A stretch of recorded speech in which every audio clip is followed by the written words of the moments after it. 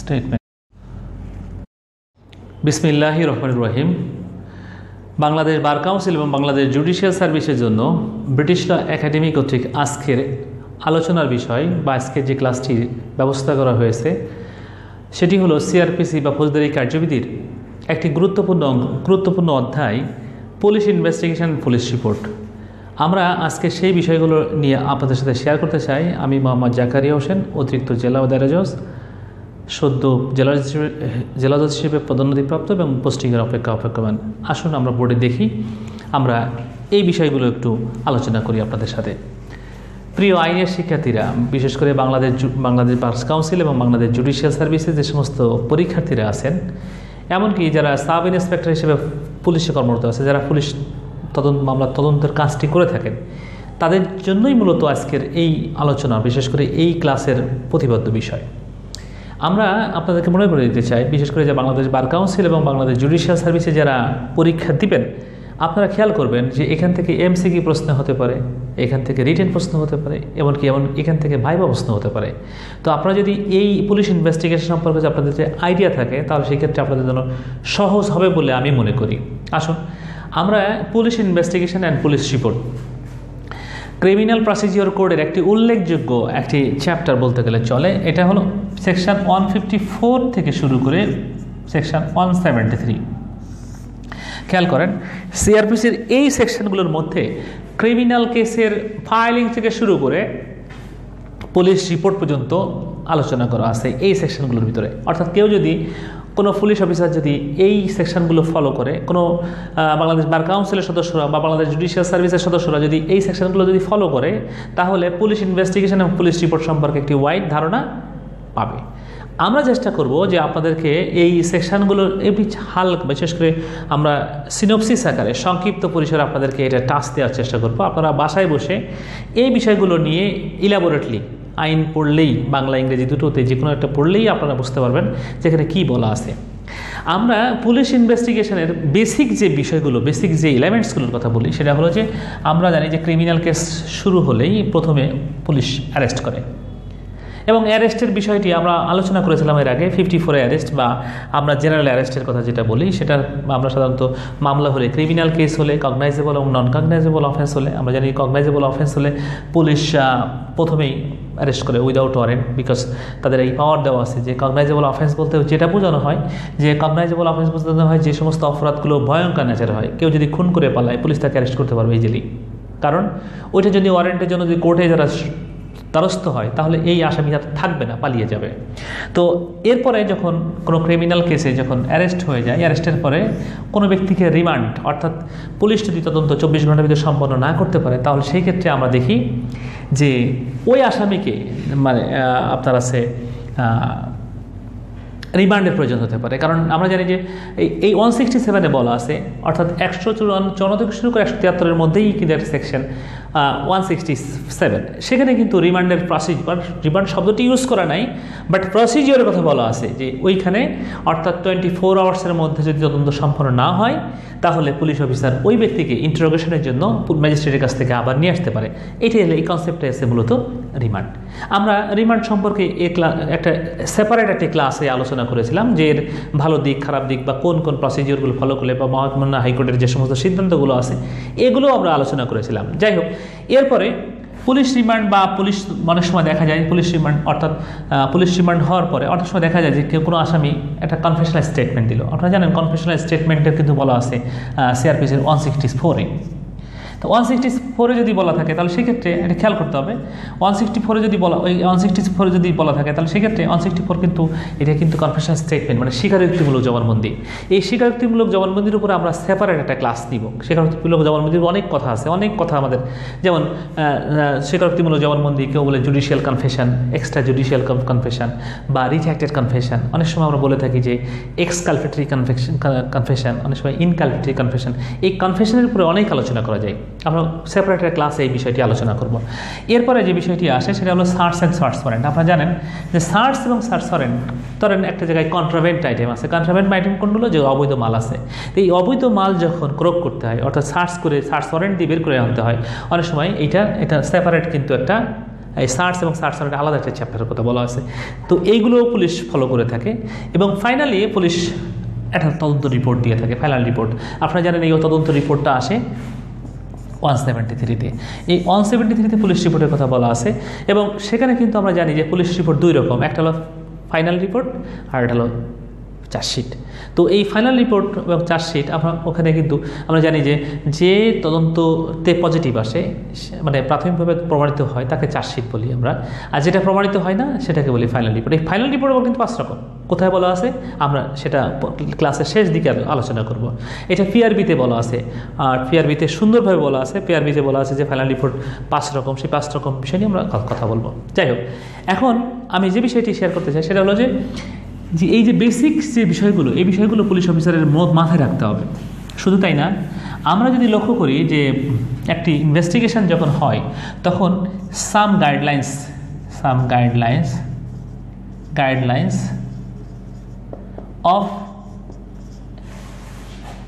Of a police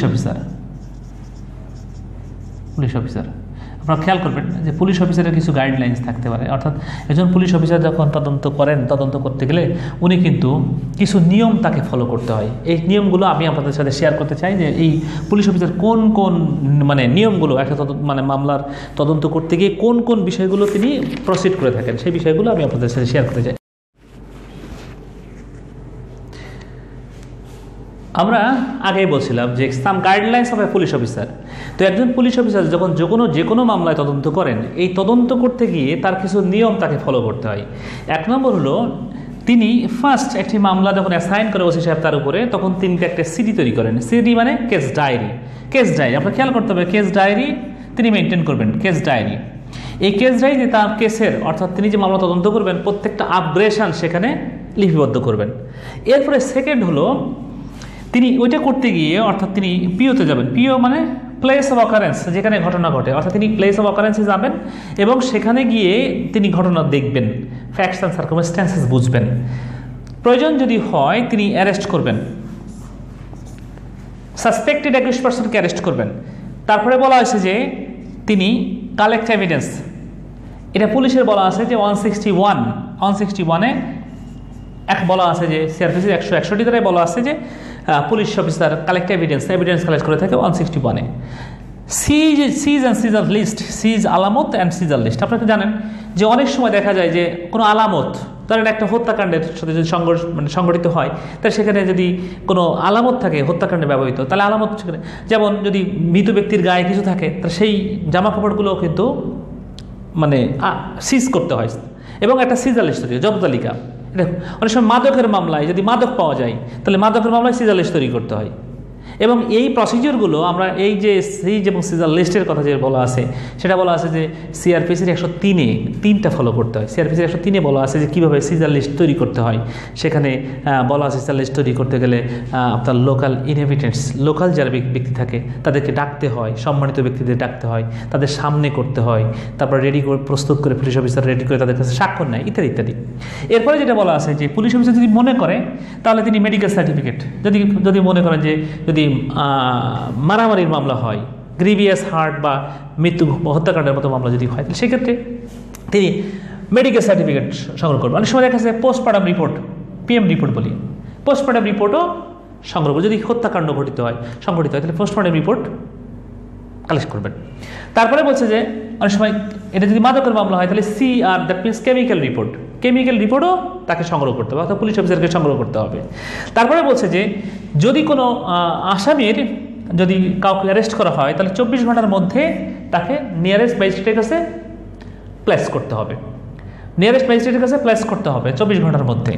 এরপরে finally বলা হয়েছে যে তিনি একটি পুলিশ রিপোর্ট প্রস্তুত করে দিবেন। পুলিশ রিপোর্টটা 2 রকম হয়, একটা হলো চার্জশিট, ফাইনাল রিপোর্ট। চার্জশিট জানি যে চার্জশিট হলো যে পুলিশ রিপোর্টের মাধ্যমে অপরাধটি প্রাথমিকভাবে প্রমাণিত হয়, আর ফাইনাল রিপোর্ট হলো যে পুলিশ রিপোর্টের মাধ্যমে প্রাথমিকভাবে অপরাধটি প্রমাণিত হয় না। এই হলো একজন পুলিশ অফিসারের দায়িত্ব।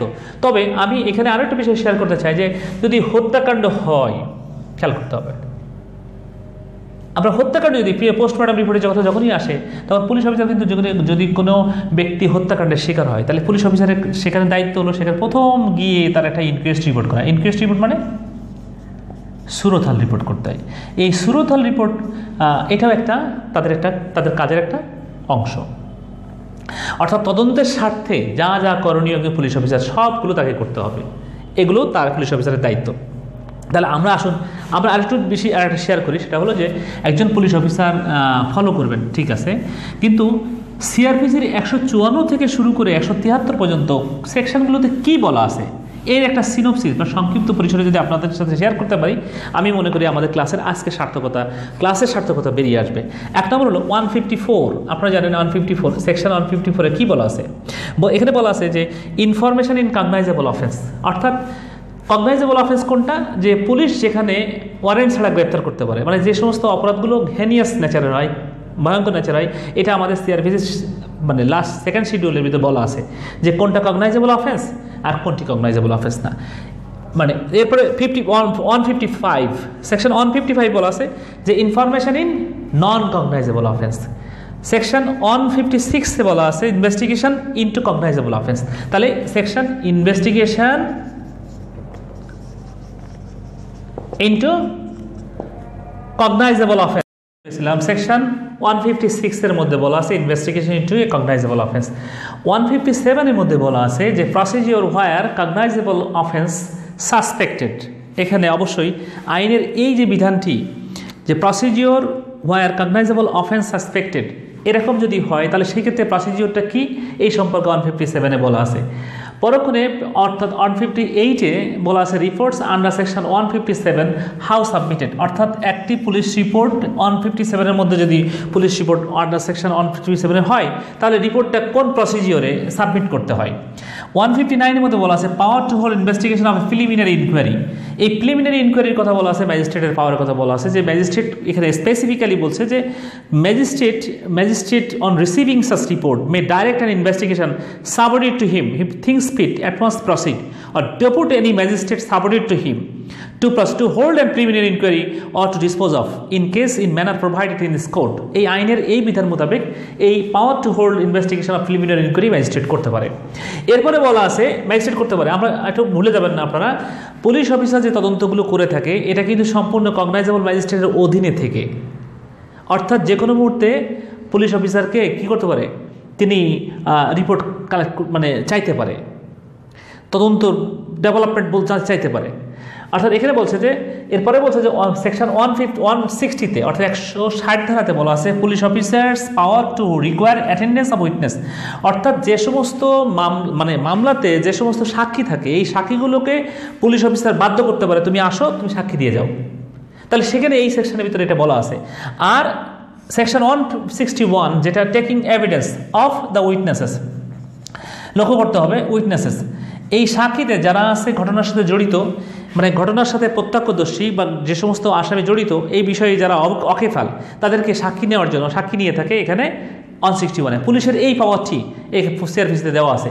এবং আরও সারপ্রাইজিং হলো যে 162-তে বলা আছে, 62-তে বলা আছে statement to police not to be sign. আপনারা এটা একটা আমি মনে করি একটা লেখো না, কারণ হলো কি আইনে বলা আছে যে এভিডেন্সটি সাক্ষীদের কাছ থেকে নিতে হবে সেখানে কিন্তু সাক্ষীর সাইন লাগে না, এটা শুধু পুলিশ অফিসার সাইন করে। এটা কিন্তু একটা বড় লেখুনা, কারণ আমরা অনেক সময় শুনে থাকি কগনিজেন্স কোর্টে যখন থেকেছি বা অনেক সময় দেখা যাচ্ছে যে ট্রায়াল কোর্টে শুনেছি যে 161-এ যে স্টেটমেন্টগুলো নেওয়া হয় সেটা পুলিশ অফিসার সাইন করে নেয় না, অর্থাৎ মানে সাক্ষী সে বলে ভিন্নর কথা, বলে যে আমি যা বলেছি পুলিশ তার লেখে নেয়, কারণ ওখানে তো স্বাক্ষরের বিধান নাই, পুলিশ যা খুশি তাই লিখে নিতে পারে। এই জন্য যদি এখানে সাইনের ব্যবস্থা থাকতো তাহলে আমার মনে একটু ভালো হতো। এরপরে বলছে যে 163-তে যেটা বলা আছে নট ইনডিউসমেন্ট টু বি অফার্ড, অর্থাৎ যে সমস্ত সাক্ষীদেরকে আদালতে যে সমস্ত সাক্ষীদের তদন্তের মানে স্বার্থে যে সমস্ত সাক্ষীদের স্টেটমেন্টগুলো নিতে হয় এই স্টেটমেন্টগুলোর ক্ষেত্রে কোনো ইনডিউসমেন্ট মানে আপনারা জানেন প্রভাব, কোনো থ্রেট বা কোনো ইনডিউসমেন্ট বা কোনো রকমের কোনো প্ররোচনা বা কোনো রকমের প্রভাব এগুলো অফার করা যাবে না, আর সাক্ষীদেরকে জোর করে সাক্ষী নেওয়া যাবে না। এটা পুলিশ তদন্তের জন্য একটি উল্লেখযোগ্য অংশ। তারপরে বলছে যে সেকশন 164 আমি ইতিপূর্বে বলেছিলাম যে কনফেশন স্টেটমেন্ট, এই কনফেশনাল স্টেটমেন্ট হলো স্বীকারোক্তিমূলক জবানবন্দি। এই স্বীকারোক্তিমূলক জবানবন্দি পুলিশ অফিসারের কাছে হয় না, পুলিশ অফিসার এটা তদন্তকালীন সময়ে তদন্তের স্বার্থে আসামিকে নিয়ে ম্যাজিস্ট্রেটের কাছে নিয়ে যায় এবং ম্যাজিস্ট্রেট এইটা 164-এর স্টেটমেন্টটি সিআরপিসির 364 ধারা 364 এর বিধিবিধান মান্য করে এই স্টেটমেন্টগুলো গ্রহণ করে থাকে। এরপরে 165 এর যেটা বলা আছে সেটা হলো যে সার্চ বাই পুলিশ অফিসার। আপনারা জানেন এই সার্চ অ্যান্ড সিজার লিস্টের কথা আমি বলেছি, সিআরপিসির 103 এটা অ্যাপ্লাই করতে হয়। তবে পুলিশ অফিসার যদি কোনো মামলা তদন্ত করার সময় সে কিন্তু 1303 মানতে বাধ্য না। এখানে 165-এ বলা আছে সার্চ বাই পুলিশ অফিসার। এই 165 অর্থাৎ 165-এ বলা আছে যে পুলিশ অফিসার এই সেকশনের সাবসেকশনের মধ্যেই বলা আছে যে সিআরপিসির 103 ধারা যতদূর সম্ভব তিনি ওইটা ফলো করবেন। অর্থাৎ 165ই হলো পুলিশ অফিসারের তদন্তের অর্থাৎ সার্চ এবং সিজার লিস্ট তৈরি করার একটি উল্লেখযোগ্য সেকশন। অর্থাৎ সিআরপিসির 103 অনেক সময় ফলো করা হয় না। অনেক সময় আমরা বলেছিলাম যে একটা সিজার লিস্ট করতে গেলে লোকাল রেসপেক্টেবল ইনহেবিটেন্সকে কল করতে হয়, তাদের সামনে করতে হয়। আচ্ছা, মনে করেন যদি সুন্দরবনের গহীন জঙ্গলে কোনো অস্ত্র পাওয়া যায়, কোনো দস্যুর কাছে পাওয়া যায়, তাহলে সেখানে এই লোকাল ইনহেবিটেন্স পাওয়া যাবে কোথায়? এটা পসিবল না। অনেক সময় রাত ডেট নাইটে অপরাধ যদি হয় তাহলে সেখানে লোকাল ইনহেবিটেন্স কোথা থেকে আসবে? অর্থাৎ সেখানে আমরা কীভাবে, এই জন্য বলতেছে এরকম যে এই সমস্ত ক্ষেত্রে পুলিশ অফিসার সিআরপিসির 165 মোতাবেক 163 অ্যাজ ফার অ্যাজ পসিবল তিনি ফলো করবেন। সেকশন 166 সেখানে বলা আছে যে পুলিশ অফিসার কীভাবে সার্চ ওয়ারেন্ট ইস্যু করে থাকে, এই বিষয়টির কথা বলা আছে 166-এ। সেকশন 167-এ আমরা বলেছি যে remand oblique procedure where investigation can not be completed within 24 hours. অর্থাৎ পুলিশ তদন্ত যদি 24 ঘন্টার ভিতরে সম্পন্ন না হয় তাহলে সেক্ষেত্রে প্রসিডিওরটা কী, সেই প্রসিডিওরের মধ্যেই বলা আছে রিমান্ডের, যদিও এই রিমান্ড শব্দটি ইউজ করা নাই কিন্তু রিমান্ডের প্রসিডিওর কথা, কনসেপ্টের কথা এখানে উল্লেখ আছে। অর্থাৎ 24 ঘন্টার পরে যখন আসামিকে পুলিশ ইন্টারোগেশন করে যখন ইনফরমেশন না পায়, তথ্য না পায়, তখন ম্যাজিস্ট্রেটের কাছ থেকে পুনরায় ব্যাক করে নিয়ে আসে এবং এই বিষয়টি রিমান্ড হিসেবে পরিগণিত হয়। এবং সেখানে 167-এর ভিতরে তদন্তের বিভিন্ন বিষয়ে আলোচনা করা আছে। 168-এ বলা আছে report of investigation by subordinate police officer. Subordinate police officer এই রিপোর্ট অফ ইনভেস্টিগেশন অর্থাৎ সাবঅর্ডিনেট পুলিশ অফিসার কীভাবে রিপোর্টটা প্লেস করে থাকে, ওসি এসি অনেক সময় এএসপি অনেক সময় পুলিশ সুপারের মাধ্যমে অনেক সময় রিপোর্ট যায়, সেই প্রসিডিওরগুলো বলা আছে। 169-এ বলা আছে রিলিজ অফ একুশ পার্সন হোয়েন ইনভেস্টিগেশন ডেফিসিয়েন্ট। খেয়াল করতে হবে, ডেফিসিয়েন্ট মানে হলো যেখানে এভিডেন্স জিরো সেখানে আসামিকে কী করবে, রিলিজ করে দেওয়ার সুযোগ আছে এবং সেখানে 169-এ এই বিষয়টি আলোচনা করা আছে। 170-তে বলা আছে যে case to be sent to magistrate when evidence is sufficient. অর্থাৎ যেখানে সাক্ষ্য প্রমাণ যথেষ্ট সেখানে মামলাটি ম্যাজিস্ট্রেটের কাছে কী করতে হবে, রিপোর্টটা প্রসিড করতে হবে, কেসটা প্রসিড করতে হবে। 171-এ বলা আছে complainant and witnesses not to be required to accompany police officer. Complainant and witnesses not to be required to accompany police officer. অর্থাৎ পুলিশ অফিসারে অর্থাৎ যে তদন্তের সময় এই ব্যক্তিগুলো কমপ্লেনেন্ট বা উইটনেসেস এগুলো রিকোয়ারমেন্ট নাই যে এখানে পুলিশ অফিসারকে অ্যাকম্পানি দিবে বা তাকে সঙ্গে করে নিতে হবে বা তার এরকম কিছু বলা নেই। 172-তে বলা আছে যে diary of proceeding in investigation, যেটা আমরা বলেছি কেস ডায়েরি সিডি মেনটেন করে 172 অনুযায়ী, এটা বলছে diary of proceeding in investigation. এবং ফাইনালি 173-তে বলা আছে পুলিশ রিপোর্টের কথা। এই পুলিশ রিপোর্ট নিয়ে আমরা মানে বলছিলাম যে police investigation and police report, তাই পুলিশ রিপোর্টের বিষয় কিন্তু এখানে স্পেসিফিক্যালি এখানে 173-তে পুলিশ রিপোর্টের কথা বলা আছে। পুলিশ রিপোর্টের কথা বলছি যে পুলিশ রিপোর্ট পুলিশ সমস্ত তদন্ত করে এই রিপোর্টটি দাখিল করে থাকে। আমরা জানি যে পুলিশ রিপোর্ট দুই রকম, একটা হলো চার্জশিট আর একটা ফাইনাল রিপোর্ট। চার্জশিট কাকে বলে, পুলিশ তদন্ত করে যদি প্রাথমিকভাবে প্রমাণিত হয় তদন্তের সাক্ষ্য প্রমাণে তাহলে সেটাকে আমরা চার্জশিট হিসেবে গণ্য করি, আর যদি সাক্ষ্য প্রমাণে যদি প্রমাণিত না হয় তাহলে সেটাকে বলি ফাইনাল রিপোর্ট। আপনাদেরকে মনে রাখতে হবে, এটা কিন্তু খুবই গুরুত্বপূর্ণ। বাংলাদেশ জুডিশিয়াল সার্ভিস বা বাংলাদেশ বার কাউন্সিলের যে সমস্ত শিক্ষার্থীরা আছেন আপনাদেরকে মনে রাখতে হবে যে পুলিশ রিপোর্টের এই যে প্রকারভেদটা, অনেক সময় ভাইবা দিয়ে প্রশ্ন করতে পারে, অনেক সময় দেখা যাচ্ছে বলতে পারে যে পুলিশ রিপোর্ট আপনি বলেন ফাইনাল রিপোর্ট কত রকম, তাহলে এটা খেয়াল করতে হবে। ফাইনাল রিপোর্ট যদি বলে যে পুলিশ রিপোর্ট ফাইনাল রিপোর্ট কোথায় বলা আছে, এটা বলা আছে 173-তে। পুলিশ রিপোর্ট ফাইনাল এই চার্জশিট বা ফাইনাল রিপোর্ট পজিটিভ আর নেগেটিভ এটা 173-তে বলা আছে। বাট এই যে এফআরটি বা আমরা বলছি যে ফাইনাল রিপোর্ট 5 রকম, একটা বলছি FRT, final report true, final report false, final report mistake of law, final report mistake of fact and final report non কমড। এটা কোথায় বলা আছে, এটা একটা সময় ভাইবাতি প্রশ্ন করে যে পুলিশ রিপোর্ট সম্পর্কে যে বিভিন্ন রকমের ফাইনাল রিপোর্ট বলা আছে কোথায়, এটা বলা আছে পুলিশ রেগুলেশন অফ বেঙ্গল বা পিআরবি 1943 1943 সালের এই পুলিশ রেগুলেশন অফ বেঙ্গল, এই আইনের মধ্যে 275 নম্বর রুলে কিন্তু বলা আছে, এই 275 নম্বর রুলটা আপনাদের ফলো করতে হবে। এখানে বলা আছে যে ফাইনাল রিপোর্ট কোড বললাম, একটা হলো এফআরটি, একটা হলো FRF, FRML, FRMF and final report non cog. আমি আপনাদের সংক্ষেপে এই 5টি কি এটা বলতে চাই। একটা হলো final report true. Final report true কোনটা? Final report true. এই ফাইনাল রিপোর্ট ট্রু কোনটা? ফাইনাল রিপোর্ট ট্রু হলো এটা যে ফাইনাল ঘটনা সত্য কিন্তু আসামি ট্রেস করা যায়নি বা ঘটনা প্রমাণিত না। ফাইনাল রিপোর্ট ট্রু এটা বলে ঘটনা সত্য, ঘটনা ঘটেছিল কিন্তু সেটা ট্রেস করা যায়নি। ফাইনাল রিপোর্ট ফলস কোনটা? ঘটনা মিথ্যা, অনেক সময় মিথ্যা ঘটনা দিই, ফাইনাল রিপোর্ট ফলস, তদন্ত করে পাওয়া গেছে ঘটনাই মিথ্যা। Final report mistake of law. First mistake of law কোনটা? ধরেন আপনার 5000 বস্তা ইউরিয়া সার পাওয়া গেছে। এখন যদি এই ইউরিয়া সার মামলা হলো কোন দায়ে? 1974 সালের স্পেশাল পাওয়ার্স অ্যাক্টের মধ্যে। তো স্পেশাল পাওয়ার্স অ্যাক্টের মামলা যখন হয়, তো স্পেশাল পাওয়ার্স অ্যাক্টের মধ্যে যদি মামলা হয় তাহলে পুলিশ তদন্ত করতে গিয়ে দেখলো যে স্পেশাল পাওয়ার্স অ্যাক্টের মধ্যে মামলাটি হবে না। কোন আইনে হবে? ফার্টিলাইজার ম্যানেজমেন্ট অ্যাক্ট 2006, এই সার ব্যবস্থাপনা আইনের মধ্যে এটি তদন্ত রিপোর্ট আসলো। তাহলে ওইখানে ফাইনাল রিপোর্ট দিবে আর এখানে দিবে কি?